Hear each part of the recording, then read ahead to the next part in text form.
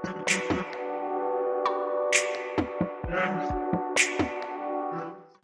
Student, जैसा कि taxation में chapter 3 residential status of an assessee ये चैप्टर हमारा चल रहा है। और लास्ट वीडियो में मैंने आपको बताया अलग अलग रेसिडेंशियल स्टेटस के हिसाब से आपको अगर जो इनकम दी हुई है तो किसके लिए टैक्सेबल है और किसके लिए टैक्सेबल नहीं है, तो वो उस टाइप का सम मैंने करवाया।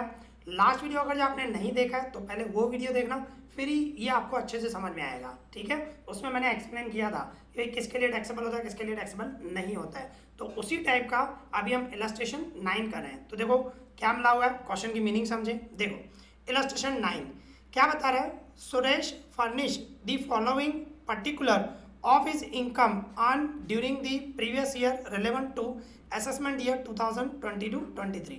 देख सकते हो एक सुरेश है, एसएससी है, टैक्स पेयर है, वो अपनी इनकम दिखा रहा है, अलग अलग इनकम शो कर रहा है और बता रहा है प्रीवियस ईयर में जो जो कमाया और असेसमेंट ईयर ये है और हमारा प्रीवियस ईयर 2021-22 होता है। तो वो सब इनकम अभी ये बताता है, ठीक है ना, ये सब इनकम है। कितनी है, 9 इनकम है। फिर आगे क्या बता रहा है, फाइंड आउट इनकम हम बाद में देख रहे हैं, पहले देखो क्या बोल रहा है, हमें फाइंड क्या करना है। Find out total gross income, हमें टोटल ग्रॉस इनकम निकालनी है ऑफ सुरेश की for the assessment year 2022-23।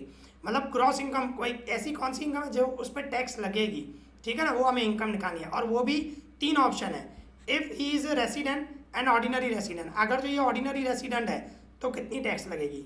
If he is resident but not ordinary, अगर जो ये रेसिडेंट है पर ऑर्डिनरी नहीं है तो कितनी टैक्स लगेगी। Third option, if he is non residence of India, अगर जो ये एनआरआई है, नॉन रेसिडेंस ऑफ इंडिया है, तो उसके लिए टैक्सेबल इनकम कितनी।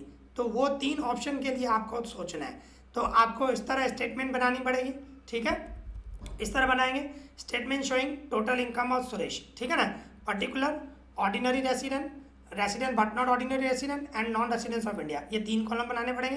फिर देखना है किसके लिए टैक्सेबल है, किसके लिए टैक्सेबल नहीं है, ठीक है ना, वो हमें देखना है। तो अभी हम सब इनकम देखते जाएंगे और वैल्यू पुट करते जाएंगे। देखो हमारी फर्स्ट, देखो क्या बता रहा है, first number interest on GK development bond. GK development bond है, उसका इंटरेस्ट मिल रहा है, कितना है, आगे क्या बता रहा है, 1/6 इज रिसीव्ड इन इंडिया। देखो मतलब फर्स्ट नंबर जो है ऑर्डिनरी रेसिडेंट है, उसके लिए तो पूरी अमाउंट 27,000। मैंने आपको बताया ऑर्डिनरी के लिए जो भी इनकम होता है वो पूरी टैक्सेबल होती है, पर जो सेकंड है रेसिडेंट बट नॉट ऑर्डिनरी और एनआरआई, उसके लिए ज़्यादा सोचना पड़ता है। तो देखो क्या बता रहा है, 1/6 जो है इंडिया में मिल रही है, मीन्स 27,000 का 1/6 मतलब 1/6 करूँ, 6 से डिवाइड करूँ, 27,000 को 6 से डिवाइड करूँ तो क्या आ जाएगा, 4500। तो ये जो 4500 है ना, ये जाएगा सेकंड में, मतलब resident but not ordinary resident and NRI non residence of India, उन दोनों में ये 4500। फर्स्ट नंबर जो है ऑर्डिनरी रेसिडेंट, उसमें पूरी अमाउंट जाएगी क्योंकि इंडिया में मिले या इंडिया से बाहर, अगर जो आप ऑर्डिनरी हैं तो पूरी अमाउंट पे टैक्स लगती है, ठीक है। और बाकी जो बचा resident but not ordinary and NRI non resident, तो इंडिया में जितने मिल रहे हैं उस पर टैक्स लगती है, ठीक है, ये ध्यान रखना। ओके, तो देखो फर्स्ट नंबर आप देख सकते हो, देखो ये first number interest on GK development bond, देखो फर्स्ट में पूरी 27,000 एंड सेकंड में जितनी इंडिया में मिली 4500 वो वाली अमाउंट लिखेंगे, ठीक है, ये ध्यान रखना है। फिर आगे देखो क्या बता रहे हैं, सेकंड नंबर इनकम, ये हमारी second number income from agriculture in Burma. देखो एग्रीकल्चर जो है बर्मा में बता रहा है, अगर जो इंडिया में होता ना तो तीनों के लिए फ्री होता, ये ध्यान रखना। इंडिया की अगर जो एग्रीकल्चर लैंड उसमें से इनकम होती है तो वो फ्री होता है पूरे, इंडिया में होता तो, ठीक है, ये बर्मा में है। और रिसीव्ड देयर वहीं पे मिल रहा है इंडिया से बाहर ही, बट लेटर ऑन रैंड तो बाद में लेके आना है, पर रिसीव्ड देयर हमें एग्रीकल्चर इनकम है बर्मा में, आउटसाइड इंडिया है और मिला भी आउटसाइड इंडिया ही है, तो सिर्फ जो फर्स्ट नंबर है ऑर्डिनरी रेसिडेंट उसके लिए टैक्सेबल होगा, बाकी सेकंड और थर्ड के लिए टैक्सेबल नहीं होगा, ठीक है ना, क्योंकि आउटसाइड इनकम है और मिल भी आउटसाइड ही रहे हैं, तो सिर्फ फर्स्ट नंबर के लिए टैक्सेबल होता है। आप देख सकते हो income from agriculture in Burma received there, first number के लिए 3,20,000 और सेकंड और थर्ड में नहीं आएगा, ठीक है, ये ध्यान रखना है। अभी हम थर्ड नंबर देखें, ये हुई second number income. Third number income देखो क्या बता रहा है, interest from property in UK, UK में प्रॉपर्टी है उससे इंटरेस्ट मिल रहा है पर क्या बता रहा है रिसीव्ड इन इंडिया। देखो इनकम आप कहीं पे भी कमाओ, और अगर जो आपको इंडिया में मिल रहा है ना तो पूरी की पूरी तीनों के लिए टैक्सेबल होता है। ठीक है, ऐसे दो ऑप्शन मैंने जैसे बताए थे, कहीं पे भी कमाओ, इंडिया में मिल रहा है तो तीनों के लिए टैक्सेबल। दूसरा भी बताया था, इंडिया में कमा रहे हो, मिले कहीं पे भी, इंडिया में मिले या इंडिया से बाहर, इंडिया में कमा रहे हो तो भी तीनों के लिए टैक्सेबल होता है, ये ध्यान रखना। ठीक है, तो यहाँ पर रिसीव्ड इन इंडिया बोल रहा है तो ये 2,30,000 पूरे तीनों के लिए, जो तीन ऑप्शन है ऑर्डिनरी और दूसरा resident but not ordinary and third number NRI, तीनों के लिए टैक्सेबल होगा। ठीक है, ध्यान रखना।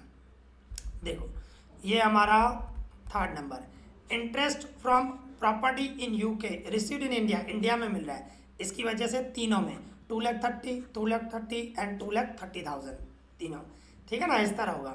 फिर आगे देखें, फोर्थ नंबर हमारी पॉइंट, फोर्थ देखो क्या बता रहे हैं, income earn from business in Japan, अभी जापान में है बिजनेस, इंडिया में नहीं है, which is controlled from Mumbai, अभी उसकी हेड ऑफिस मुंबई में है, मतलब कंट्रोल मुंबई से हो रहा है, मुंबई इंडिया में आता है, मतलब कंट्रोल इंडिया में है।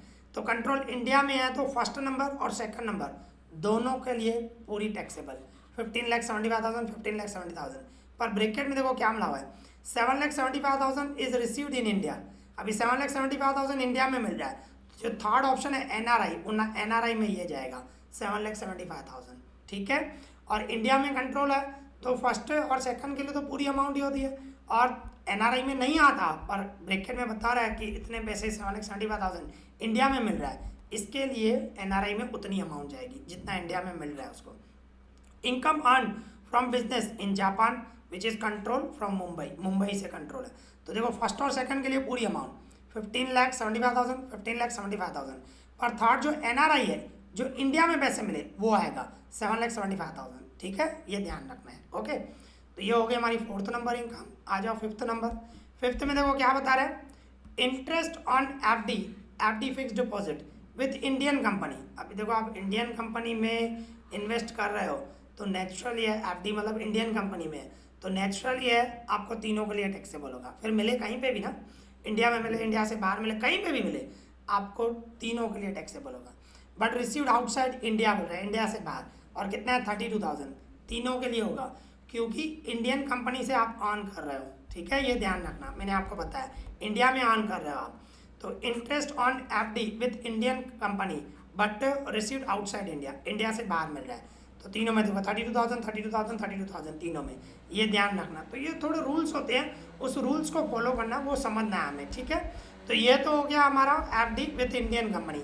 फिर आगे क्या बता रहा है 6 नंबर पॉइंट, पास्ट प्रॉफिट, पीछे का प्रॉफिट मतलब प्रीवियस ईयर से पहले वाला, past from business in Japan, Japan में कमाया था हमने, ब्रॉड टू इंडिया, इंडिया में लेके आए, कब लेके आए, इन जुलाई 2020 में, ये पास्ट प्रॉफिट है, तीनों के लिए फ्री हो जाएगा।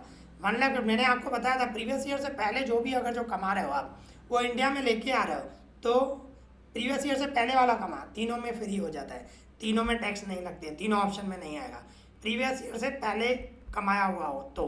ठीक है, ये ध्यान रखना, आप देख सकते हो past profit from business in Japan brought to India in July 2020, तीनों में फ्री, आप देख सकते हो तीनों में फ्री, तीनों में डैश डैश डैश, तीनों में नहीं आएगा। ठीक है, ये ध्यान रखना क्योंकि प्रीवियस ईयर से पहले वाला प्रॉफिट है। इसके बाद प्रॉफिट फ्रॉम बिजनेस इन मुंबई, अभी देखो मुंबई में बिजनेस है उसमें से आप कमा रहे हो, मतलब इंडिया में बिजनेस है, तीनों के लिए टैक्सेबल, कहीं पे भी पैसे मिले, इंडिया में मिले या इंडिया से बाहर, क्योंकि इंडिया में आप कमा रहे हो, मुंबई में कमा रहे हो आप, तो वही प्रॉफिट हो रहा है। And manage from outside India, manage कहीं पे भी हो ना, आपको अर्न तो इंडिया में कमा रहे हो तो आपको प्रॉफिट मतलब, और उसमें भी बोल रहा है 50% of profit is received outside India, 50% profit India से बाहर मिल रहा है, कहीं पे भी मिले, कमा कहाँ रहे हो आप, इंडिया में कमा रहे हो, इंडिया में कमा रहे हो मतलब तीनों के लिए टैक्सेबल, कोई भी ऑप्शन हो।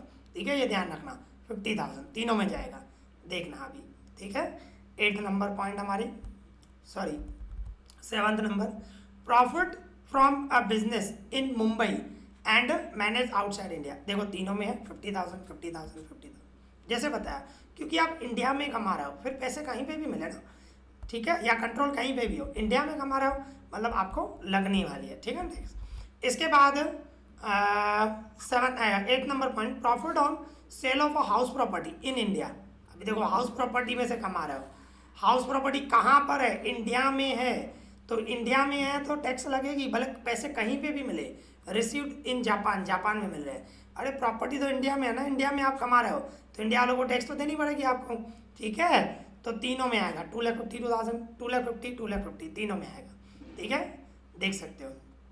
देखो ये 8 number, profit on sale of house property in India but receive in Japan, देखो तीनों में आएगा 2,50,000, 2,50,000, 2,50,000, क्योंकि आप इंडिया में कमा रहे हो, इंडिया में अर्न कर रहे हो, इसकी वजह से, ठीक है। और इसके बाद लास्ट देखो क्या बता रहा है, pension from a former employer in India.